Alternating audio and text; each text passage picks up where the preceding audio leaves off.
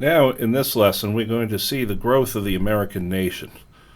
And with the growth of the American nation also means the growth of political factions.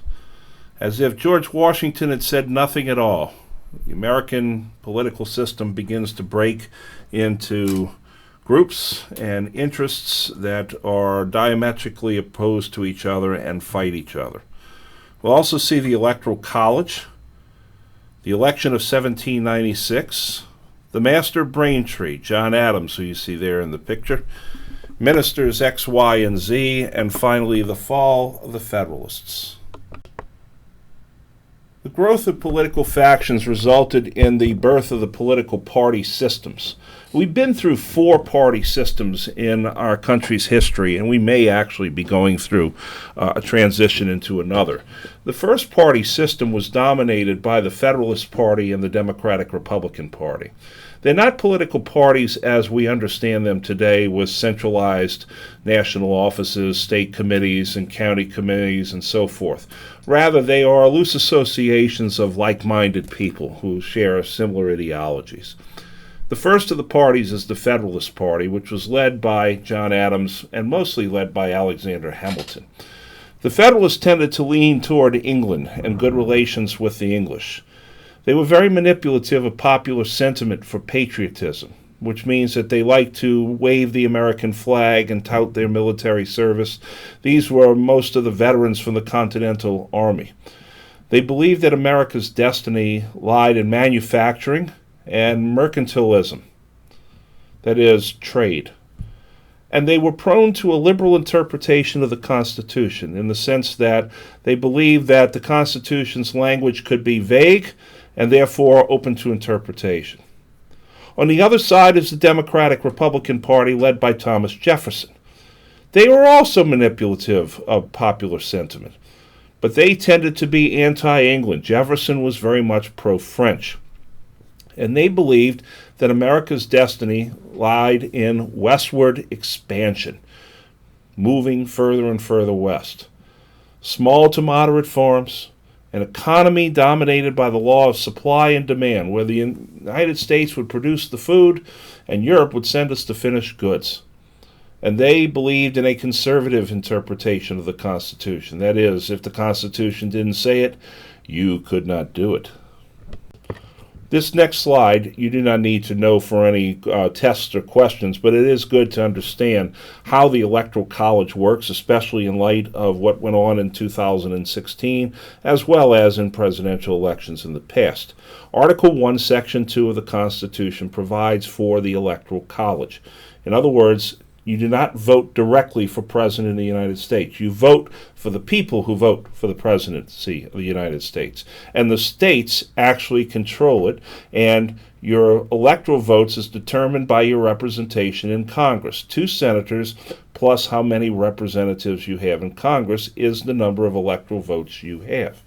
Now, today, they have 538 votes because there's 535 members of Congress. That is 100 senators and 435 representatives. The District of Columbia is also included in the electoral vote, so if they were a state, they'd have 1 representative and 2 senators, so they get 3 electoral votes. The popular vote does not determine. If there is a tie, or if no candidate gets more than 50% of the electoral vote, then the election moves into the House of Representatives, where each state gets 1 vote. That means that large states are just as powerful as small states, and vice versa. And the Electoral College was a compromise that was reached between those who favored direct election and those who wanted the legislature to elect the president, the way they do in Britain with Parliament. They elect the Prime Minister. This is an electoral map of the United States showing each state and the number of electoral votes. So now you completely and totally understand the electoral college since the 2010 census. Let's go into the election of 1796, which is really the first contested presidential election. Everybody was going to elect California, New York, Texas, and Florida. All right, so for the Federalist Party, you had John Adams, as well as Illinois and Ohio, leader of the party. Paves the way for but you also had other candidates as well. Thomas Pinckney was endorsed by the Hamilton faction of the party. Samuel Adams, John Adams' older cousin, was running. Oliver Ellsworth, John Jay, James Iredell, and Charles Pinckney, Thomas Pinckney's brother, was running. This was all a big family affair, wasn't it? On the Democratic-Republican side, you had Thomas Jefferson, the undisputed leader of that faction, and his running mate was Aaron Burr of New York. Aaron Burr was a self-styled common man, a radical Democrat, sort of a street politician. But he has some cred to his name. First of all, he is the grandson of Jonathan Edwards, the leader of the Great Awakening almost a century earlier. And Aaron Burr is a Continental Army veteran, so he had made his bones in the Continental Army. You also had George Clinton, the governor of New York, a sometime ally of Burr, and John Henry. Well, it's a split election. Hamilton's intriguing in favor of Pinckney so disgusted so many of the Federalists that they often put their second vote to Jefferson rather than to Pinckney. And so Adams finished first and Jefferson finished second, which meant that you had a president and a vice president who were from different parties. You see, we had not passed the 12th Amendment yet. We changed the Electoral College in 1804 with the 12th Amendment, because what happened was that electors had 2 votes for president. They were allowed to cast 2 votes for president, so that the second place guy would be vice president. Well, now the Electoral College says you have 1 vote for president and 1 vote for vice president, and you can't cross those votes over. I hope I made that clear enough. Ha ha. So who is John Adams? You know, it's a real shame that he only served 4 years as president and he would be defeated. He had a troubled administration, and he is often overlooked as a founder. He's sometimes considered the forgotten founder. There's no face of him on money. There's no major statues of him in Washington, and yet he is one of the men that worked the hardest for independence. He was born October the 30th, 1735 in Braintree, Massachusetts. He married a very formidable woman in Abigail Smith Adams. He was very outgoing, but he could be very aloof and contentious at times. He was kind of haughty and arrogant. But he defined the ideals that are central to the American political value system. He rejected the hereditary monarchy, he hated corruption, and he believed that your service to the country was born out of your sense of civic duty, not of self-interest. He was called the Colossus of the Revolution by Jefferson, his very close friend but political opponent. They had a very warm friendship. John Adams was the type of man who was very hail fellow, well met, an extrovert. Some say he may have even had a case of ADHD. And that contrasted very much with Jefferson, who was very introverted and very shy man, and was prone to listening more than he spoke, as opposed to his friend Adams. Adams's religion was Unitarian. He came out of the Puritan mold, but he broke the mold, getting into a growing liberal theology that rejected the Trinity and even rejected the divinity of Christ, that Christ was more or less a blessed human being, representative of God, than the actual Son of God.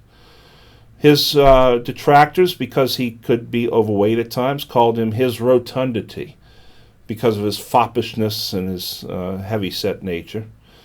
But the Adams administration stressed integrity and civic duty. His major mistake was to keep all of Washington's old cabinet positions, including Hamilton. See, he wanted to give an orderly transfer of power, and he didn't want to have any troubles in the administration. But he disdained dirty politics and intrigue. He did not like to get down and dirty and fight. He tried to keep himself above it. And he tried very hard and very desperately to keep the United States out of the war in Europe that had erupted because the French Revolution was beginning to spread to other countries. It is in part because of that war that you have the XYZ affair. Here was the problem. The war between France and England, the Americans declared themselves neutral, but both England and France were seizing American ships. And during this period in Adams' administration, it was the French who were really the serious offenders. So, because the French were so corrupt, and it was institutionally corrupt, and I'll explain that in a little bit, the Americans send Charles Pinckney, Elbridge Gerry, and John Marshall, the Secretary of State, to Paris to negotiate with the man that you'll see in the picture right here, Charles Maurice Talleyrand de Perigord. Talleyrand is a very interesting figure in history. He's called the Prince of Diplomats, and he's the ultimate survivor. He had survived serving Louis XVI as his foreign minister. He then goes and serves the revolutionary government under Robespierre. He survives that when Robespierre gets his head cut off by a guillotine. And then he comes into the Napoleonic regime and becomes almost best friends with Napoleon. He will then survive that and will actually serve under Louis XVIII, and then serve Napoleon again during the 100 Days, and then serve Louis XVIII after that. He was just that good at his job. But the problem was the institutional corruption of the French regime was such that the diplomatic service did not get any funding from the government. They were expected to fund themselves, and they funded themselves through bribes. Essentially what we call pay-to-play these days, where you had to, in order to negotiate with them, you had to pay them a loan or a bribe. And it was this bribery that leads to the XYZ affair. The French made three This insulting illustration demands. shows First, the huge French loan as a essentially condition for raping continuing America. negotiations. The poor A formal befeathered apology woman for comments that while were the made Englishman down sits the over line. across You the don't cliffs of apologize Dover. for America. John Bull As is the the business Quasi-War partners of dubbed ministers X, Y, and Z 1798 demanded a erupted. bribe for An themselves undeclared so that they could naval war give between access France to and the United Talleyrand, States. who then would take a The bribe Federalists used in order this to as give an access opportunity to to order the the federal Napoleonic government regime. to create A well, navy. Jefferson and build gets a hold 6 of the naval documents, and frigates, he's not playing 6 on the naval same team battleships. as the rest of the administration. And the Federalists then He used the releases the quasi-war documents to to the attack press. Jefferson and When the the press Republicans gets a hold of for it being and soft publish on it, France. people And are for their outraged part, and Jefferson call for and the war with Republicans France, begin criticizing and the three American administration. delegates then Well, suspend then, negotiations. the Federalists, in a classic case of overreach, attempt to quash the dissent by the Republicans, the Democratic Republicans, against their administration by passing what are called the Alien and Sedition Acts. The Alien and Sedition Acts are actually 3 acts. 1, the Naturalization Act, 2, the Alien Act, and 3, the Sedition Act. And what these did is it tried to make it longer for immigrants to become citizens, because many of these immigrants were moving toward the Democratic Republican side. It also kept a close eye on what they called enemy aliens. The third is the most controversial. It's called the Sedition Act, in which you're not allowed to say bad things about the government or bad things about government officials and so forth. For instance, one man in one town once heard a shot and said, "Well, I hope it goes right through Adams's head." And he was arrested for that under the Sedition Act. Well, you already see the problem here is it interferes with free speech. But free speech is not what the Republicans are going to use. They're going to pass the Virginia and Kentucky resolutions or resolves, led by Madison and Jefferson, who argue that the Alien and Sedition Acts do not violate the First Amendment. They violate the 10th Amendment. And the 10th Amendment says that all power in the Constitution not given to the government is reserved to the states. They are arguing for the first time states' rights. And this is uncorking a genie from the bottle that many people look back and say, why did they do that? Why didn't they just argue the First Amendment? In fact, Jefferson, in arguing states' rights and passing the Kentucky resolutions, began to counsel Kentucky about what they should be doing about maybe seceding from the Union. That, my friends, is treason. Thomas Jefferson discussed treason with officials in Kentucky. Yet another Hamilton plan backfires when Freeze's rebellion was a revolt against Federalist programs to finance the quasi-war. Remember, wars cost money. And this causes the Federalists to downslide. George Logan, a Quaker and a pacifist, physician, farmer, and politician, brought a message from Talleyrand asking to renew negotiations. He had essentially inserted himself as a private citizen doing the work of the government. The Federalists howl and say that this is wrong. Only accredited ministers and secretaries could do this.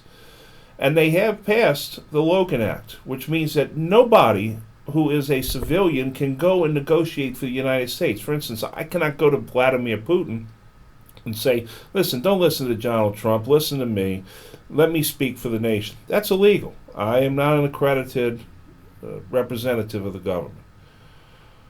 Well, at this point, John Adams puts his foot down and says, enough is enough. It's too late to save his administration, but it is enough to save his standing. He fires most of the radical Federalists in the cabinet, all of Hamilton's people. He can't fire Hamilton. Hamilton's too important and too powerful. He pardons Frise for the rebellion. Then he ignores Hamilton and makes peace with France. And this will be good, but it will not keep John Adams from losing in the next election.